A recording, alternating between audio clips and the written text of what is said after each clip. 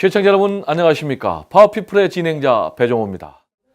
대한민국을 움직이는 파워피플을 직접 만나서 대한민국의 주요 정책 현안과 그들만의 성공 스토리 또 그리고 그들만의 성공 노하우를 알아보는 배종호의 파워피플.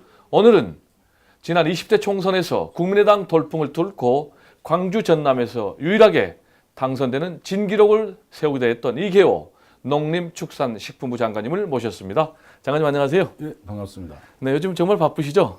예. 이렇게 귀한 시간 내주셔서 정말 감사드리고요. 요즘 어떤 일로 가장 바쁘셔요?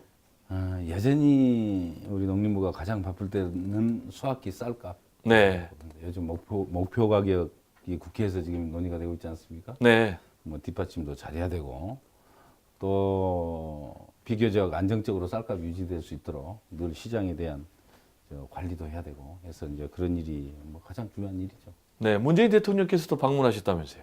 예, 네. 문재인 대통령께서 직접 우리 농림부를 최초로 네, 방문을 해주셔서 최초로. 우리 농림부로서는 최초로 네, 방문을 그렇군요. 해주셔서 네, 저희들한테 큰 힘이 됐습니다. 네, 장관님 뭐 일 잘하신다고 칭찬 받았습니까? 뭐 잘하니까 잘한다고 하실 수 있겠습니까?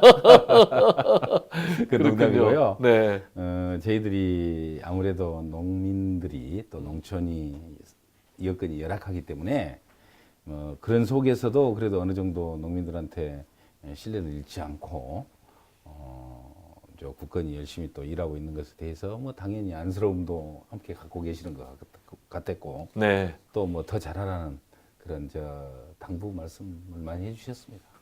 문재인 대통령께서 대통령 후보 시절에 쌀 목표 가격을 19만 4천 원 제시했는데 그게 거의 지금 이루어질 수 있는 그런 환경이죠? 예, 저 대통령 공약에 나와 있는 건 이 쌀 목표 가격을 금년에 설정을 할 때 네, 물가 상승률을 반영한 가격 결정 뭐 이렇게 네. 돼 있고요.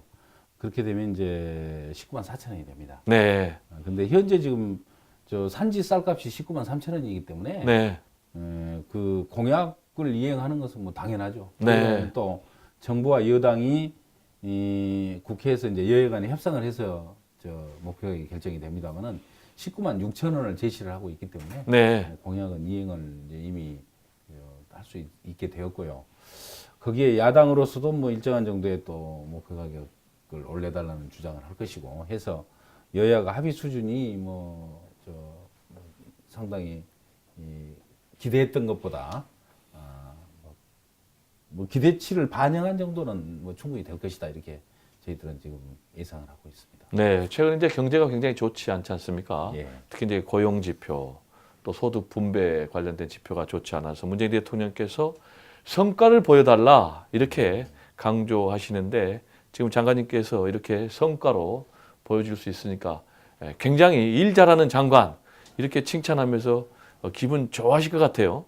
그렇게 됐으면 좋겠습니다. 그렇군요. 지금 이제 굉장히 분초를 쪼개실 정도로 바쁘신데 네, 그렇습니다. 시간은 부자나 가난한 자나 뭐 권력자나 평범한 사람이나 누구에게나 공평하게 주어지는 그런 예. 것인데 장관님의 시간 관리 비법 좀 알고 싶어요. 바빠야 할 때 서두르고 네, 여유 있을 때 느긋하게 행동하는 것. 그게 뭐 제가 네, 여유 있을 때 바쁜 게 아니고 예. 바빠야 할 때 여유 있을 바쁘고. 때는 여유를 즐겨야죠. 아, 그렇군요. 그리고 바빠야 할 때도 즐기면 안 되잖아요. 네, 바빠야 할 때는 누구보다 더 서두르고 이제 분초를 아껴서 네, 이렇게 저도 뭐 행동을 합니다만은 그런 여유를 즐길 수 있을 때는 즐겨야 된다고 생각을 합니다. 네, 뭐 그렇군요. 지금까지 뭐 그런 기회가 많지는 않았습니다. 네. 그렇습니다. 바쁠 때 바쁘고 여유 있을 때 좀 즐기자. 이게 나름대로의 시간 관리 비법이다 이렇게 그렇습니다. 말씀하셨는데 장관님이 취임하신 지가 이제 4개월 정도 됐죠? 뭐 성격이 모나거나 네, 또 뭐 그런 게 아니기 때문에 네. 비교적 뭐 분위기는 좀 좋아졌지 않겠냐. 분위기가 좋아졌다. 예, 이렇게 지금까지 또 제가 오랫동안 조직 생활을 해왔는데 뭐 제가 조직을 이끌면 네, 그 조직은 비교적 아주 화목하고 네, 화기애애한 분위기가 만들어졌었습니다. 지금까지. 네, 우리 농림부에도 비교적 분위기는 조직 분위기는 좋아졌을 것이다라고 제가 희망적으로 기대를 하고 있습니다. 네. 장관님 인품대로 인화를 바탕으로 예. 화목한 그런 분위기를 말씀하셨는데 4, 5개월 동안 만드셨던 어떤 성과를 좀 말씀해 주신다면요. 저는 뭐 자랑처럼 들릴 수가 있어서 좀 쑥스럽기는 합니다만은 저는 산지 쌀값을 19만 3천 원 정도 지금 하고 있는데 네, 예, 그 가격은 역대 가장 높은 가격입니다. 네, 물론 그 가격도 뭐 지금 그동안의 쌀값이 뭐 낮게 형성되다가 올랐다. 근데 박근혜 더 정부 올라야 때는 된다고. 엄청 떨어졌었잖아요. 그렇죠. 12만 6천 원까지 떨어졌던 그러니까요. 산지 쌀값이 지금 19만 3천 원이니까 네, 쌀값은 지금 현재 농촌 경제의 가장 큰 비중을 차지하고 있고요. 네, 또 농가 소득을 지탱하는 최고 보루라고 생각합니다. 네, 그런 측면에서 높은 쌀값을 안정적으로 유지를 할 수 있는 것은 쌀값을 관리하는 주무장관으로서 뭐 가장 큰 실적이고 자랑이죠. 저로서. 네, 뭐 저는 분명히 그건 제가 말씀을 드리고 싶고요. 네, 또 지난 폭염 사태 때 무배출을 비롯한 국민들 생필품을 안정적으로 공급할 수 있는 어려운 속에서도 여러 가지 묘안을 짜내 가지고 그렇게 해왔던 그 사실이 뭐 저희들로서는 굉장히 자랑스럽고요. 네, 또 한 가지만 덧붙이자면 겨울이 되면 우리 농촌에 지금까지 우리가 연례 행사처럼 치러왔던 가축전염병, 네, 부재요. 가축 전염병 또 조류독감 그게 없어진 것 같아요. 지금까지는 금년 겨울에는 발생하지 않고 있습니다. 네, 우연의 일치인가요? 뭐 저는 뭐 열심히 노력한 덕분이라고 생각합니다. 노력의 결과군요. 일정한 정도는 운도 있다 이렇게 생각합니다. 네, 운과 노력이 합쳐진 그런 결과다라고 그렇습니다. 말씀해 주셨는데 로마인 이야기 시오노 나나미가 쓴 뭐 책을 보니까 운도 실력이더라고요. 아 그렇죠. 지도자의 덕목 중에서. 제가 그 책에 나와 있는 로마인 네. 이야기에 나와 있는 귀절 중에서 네, 지금도 굉장히 기억하고 있는 귀절이 있어요. 일본의 고바야시라는 정치학 학자가 있는데 네. 그 사람이 그런 얘기를 했습니다. 정치라는 것은 세상의 평판을 관리하는 능력이다. 이렇게 그 책에 그 언급이 나오더라고요. 세상의 평판을 예, 관리하는 그런 능력이다. 측면에서 보면 농촌의 여론을 관리하는 것 이게 농림부의 가장 큰 역할 중에 하나다 이렇게 생각합니다. 네, 여론이 결국 이제 민심을 반영하는 거니까. 그게 이제 그 농촌의 민심과 여론의 가장 큰 이제 변수가 되는 것은 쌀값이죠. 네, 그렇군요. 쌀값이 이렇게 높아지면 아무래도 농가 소득을 안정시키는 데 큰 도움이 될 것 같아서 농민들이 모처럼 좀 시름을 농민들은 좋아하는데 또 도시에서 서민들이 네, 부담스럽게 생각을 하고 있다고 그러더라고요. 그래서 그 점에 대해서 뭐 농림부 장관으로서 함께 고민을 하는 게 옳겠지만은 그러나 우선적으로 농민들의 어떤 그 판단과 인식을 먼저 생각하고 또 치중할 수밖에 없다 이렇게 말했더니 제가 굉장히 감각이 떨어지는 장관이 또 한편에서는 그렇게 공격을 하더라고요. 네. 자, 이번에는 태양광 얘기 좀 해볼까요? 예. 지금 뭐 전국이 태양광 열풍인 것 같아요. 그래서 일부에서는 너무 이 태양광이 특히 농촌 지역에 남발되면서 우려의 목소리가 높거든요. 장관님이 파악하실 때는 어떤지요? 지금 농촌에서 현재 문제가 되고 있는 것은 산지 태양광, 네, 산에다가 만들어 놓은 태양광들이 네, 태양광이 결국은 신재생 에너지로서 환경 보전을 위해서 하는 거 아니겠습니까? 네, 근데 산을 훼손하면서 나무를 베고 하면 환경 보전을 하려고 더 큰 환경 훼손을 하는 게 되잖아요. 그렇죠. 그래서 저는 산지 태양광은 더 이상 안 해야 된다고 생각합니다. 더 이상 안 해야 된다. 뭐 완전히 금지할 수는 없는 거지만 네, 그러나 최대한 좀 억제를 해야 된다. 억제를 네. 해서 그 점은 우리 산림청장님도 생각이 같더라고요. 그래서 네, 산내 태양광을 설치할 때 지금까지는 네, 산지를 전용을 해줬습니다. 네. 일시 사용으로 그걸 바꿔가지고 사용할 수 있는 기간도 좀 단축을 하고 네, 또 아울러서 경사도 제한을 하는데 허가를 네. 하는데 지금까지는 25도까지 허용하던 것을 15도까지 네, 낮춰가지고 네. 그러니까 강화를 한 거죠 규제를. 네, 그래서 산지 태양광은 근본적으로 좀 쉽지 않도록 좀 제도를 개선을 하고 있고요. 네. 거기에 덧붙여서 좀 수상 태양광에 대한 관심이 그러니까 그것도 있습니다. 부작용이 많은 것 같아요. 근데 실제로는 오해하는 측면이 꽤 있습니다. 네, 어떤 오해가 수질 있습니까? 오해입니다. 뭐 이런 측면은 네, 녹조 발생이다 뭐. 녹지 발생이나 이런 게 있고 그러는데 그건 저희들이 확인을 해보니까 아, 사실과 좀 다른 측면은 분명히 있고요. 그러나 네, 저는 농민들이 원하지 않으면 안 해야 된다고 생각합니다. 네, 농민들은 어쨌든 저수지에다가 태양광을 하는 경우에 뭐 기능을 떨어뜨릴 수가 있다는 거 아닙니까? 또 네, 경관을 제외할 수가 있고. 네, 그래서 농민들이 지역 그 저수지 주변 농민들이 동의하는 경우 네, 한해서 제한적으로 그것은 시행을 해라. 네. 이렇게 생각을 하고 있고요. 지금 할 수 있는 부분이 영농형 태양광, 네, 또 논밭에 네, 농사를 지으면서도 위에다 설치할 수 있기 때문에 네, 그게 좋겠네요. 가급적이면 영농형 태양광을 지금 권장을 하고 있고요. 네, 또 간척지에 아무래도 이제 넓은 면적이 확보가 가능하잖아요. 네, 그 중에서도 염해를 입은 네, 간척지, 염해 간척지라 그러죠. 네, 거기에다가는 좀 과감하게 열어주자 이렇게 네. 생각을 하고 있습니다. 우리 입장에서 현재 문재인 정부가 지향하는 어떤 그 에너지 정책이 있을 거기 때문에 네, 그것과 관련해서 보자면 태양광은 상당 부분 그 우리가 분담을 해줘야 됩니다. 네. 농가 국가 정책 산업 관리를 방향이니까. 하고 있기 때문에 네, 그런 측면에서 보면 해주되 네, 환경 유해연을 최소화하고 또 지역 주민들이 찬성하는 경우 그리고 어떤 그 농지의 기능을 네, 상실하지 않는 범위 내에서 네, 이렇게 놓고 보자면 아까 말씀드렸던 영농용 태양광, 염해 간척지에 대한 태양광 시설 뭐 이게 정부로서는 좀 권장할 만한 그런 분야다 이렇게 생각합니다. 네. 염해 간척지가 꽤 많은가 보죠? 면적이? 그렇죠, 꽤 많죠. 그렇군요.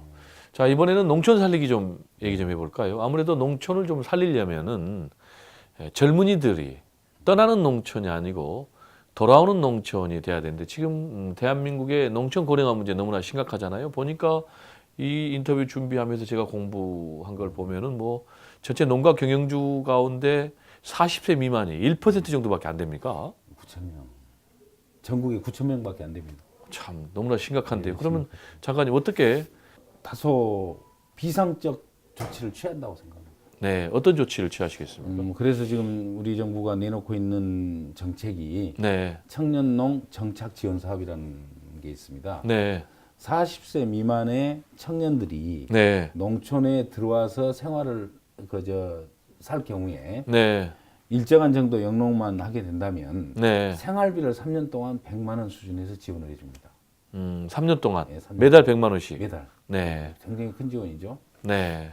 그건 이제 거의 파격적인 조치입니다. 그러면은 지금까지 뭐 역대 우리가 3,600만 원이네요. 그렇죠. 네, 근데 이제 조금씩 2년 차에는 90만 원으로, 네. 3년 차에는 80만 원으로 좀 그렇게 제도 설계를 했더라고요. 파격적이네요. 예, 파격적이죠. 그래서 역대 그런 정책을 취한 적이 없었고요. 네, 정말 다소 정말 파격적인 정책을 우리 이제 취하고 있는데 이 정책이 우리가 처음 하는 것은 아니고요. 네. 독일이나 프랑스에서는 이미 뭐 90년대부터 시행을 해왔고. 그쪽에서는 그러면 성공을 네, 했습니까? 그렇습니다. 일본은 2000년대 중반에 이 제도를 도입을 했는데 네, 이 청년농 정착 지원 사업을 시행하고 나서 완전히 거의 뭐 괴멸될 수준으로 가던 농촌을 네, 다시 부활을 시켰던 그런 외국의 사례가 있습니다. 그래서 우리도 과감하게 도입을 했고 네, 지금 금년 처음으로 시행을 해서 내년 또 계속 시행을 해 가도록 돼 있고요. 네. 연간 1,600명씩 선발을 해서 지원을 하고 있습니다. 연간 1,600명씩. 예. 그러면은 대략 이제 소요 예산은 어느 정도로 보고 그리고 재원 마련은 어떻게 하실 처음은 계획인지요? 뭐 정부 예산으로 지원을 지금 하고 있고요. 네, 연간 보니까 한 500억 정도 연간 500억. 지원해 네, 나가고 있습니다. 그래서 그게 이제 앞으로 계속해서 3년 동안 시행을 할 거고 네, 3년 이후에 성과를 판단을 해서 이제 사업을 계속 추진 여부는 이 판단을 하려고 좀 그렇게 보고 있습니다. 네. 농민들에게 특히 이제 젊은 농민들에게 직접 현금을 지원하는 것도 생활비로서 네, 생활비로서 지원하는 것도 굉장히 중요하겠지만 동시에 첨단 농업으로 농업 혁명을 하는 것도 굉장히 중요할 것 같은데 그것과 관련해서도 뭐 스마트 팜 혁신밸리라든지 또 스마트 축산 ICT 시범 단지 이런 것들을 준비하고 있다는데 이런 것들은 어떤 겁니까? 그렇습니다. 농업은 이제 지금 현재 농업이 소비자 지향형으로 가야 됩니다. 소비자 지향형으로. 소비자들이 어떤 농산물을 원하냐, 깨끗하고 안전한 그렇죠. 농산물을 원하잖아요. 그렇죠. 그런 측면에서 보면 정말 과학화된 시설하에서 특수 관리된 농산물, 네. 이게 이제 안정적으로 공급할 수 있어야 한다고 봅니다. 네. 그런 측면에서 이제 아주 유용한 대안이 그 스마트팜이죠. 네. ICT를 접목한 그런 생육 조건을 만들어서 농산물을 만들어낸 스마트팜 좀 구체적으로 설명해 주시면요. 그러니까 쉽게 말해서 농산물을 생산할 때 이제 우리가 물도 공급을 해야 되고 또 양분도 공급을 해야 되잖아요, 토양에. 그렇죠. 그걸 과학화된 시설에서 자동화된. 자동화된. 그렇죠.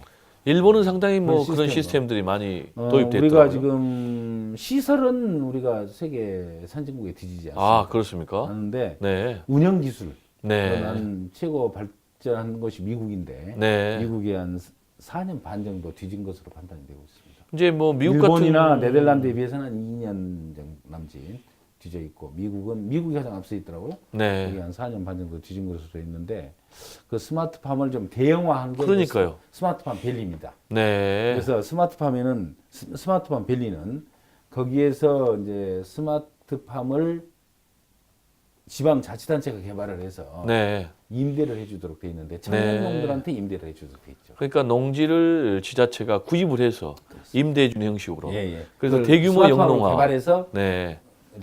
청년농들한테 임대를 해주는 것으로. 그래서 이제 이른바 스마트팜 밸리라고 그렇습니다. 명명 지는 이른바 그러니까 단지가 생기는 거네요. 스마트팜 단지도 쉽게 말하면 그렇죠. 뭐 공단이나 산단처럼 네. 스마트팜 단지를 만들어서 청년농들한테 임대를 해주고 네. 이렇게 해서 농업 수준을 근본적으로 끌어올리도록 이렇게 돼 있고요. 그것을 똑같이 축산에 도입한 것이 축산 ICT 시범단지입니다. 그러면 내년에 이제 세 군데 축산단지를 하고요. 네, 시범단지. 스마트팜 밸리는 금년에 두 군데 선정을 해서 이제 개발을 하고 있고 네. 내년에 추가로 두 군데를 더 추가로 선정을 하고. 그러면 이제 궁금한 게 그게 전시 효과로 끝나지 않고 장관님 재임 기간에 어떤 결과물을 만들어낼 수 있습니까? 지금 스마트팜을 이미 스마트팜은 네. 우리 농촌의 하나의 트렌드로 도입이 되고 있습니다. 네. 우리가 스마트팜을 도입할 수 있는 온실, 비닐하우스나 유리온실을 포함해서 원실이 한 10,000헥타 정도가 있어요. 네. 우리나라에. 그 중에서 이미 4,000헥타, 그러니까 40% 정도는 스마트화가 돼 있습니다. 네. 그런 자동 양액 공급 장치, 장역 급수, 장역 통양 관리, 뭐 이게 이미 이루어지고 있고요. 네. 이것을 우리 정부 그러니까 2022년 말까지 한 70%까지 끌어올릴 계획입니다. 네.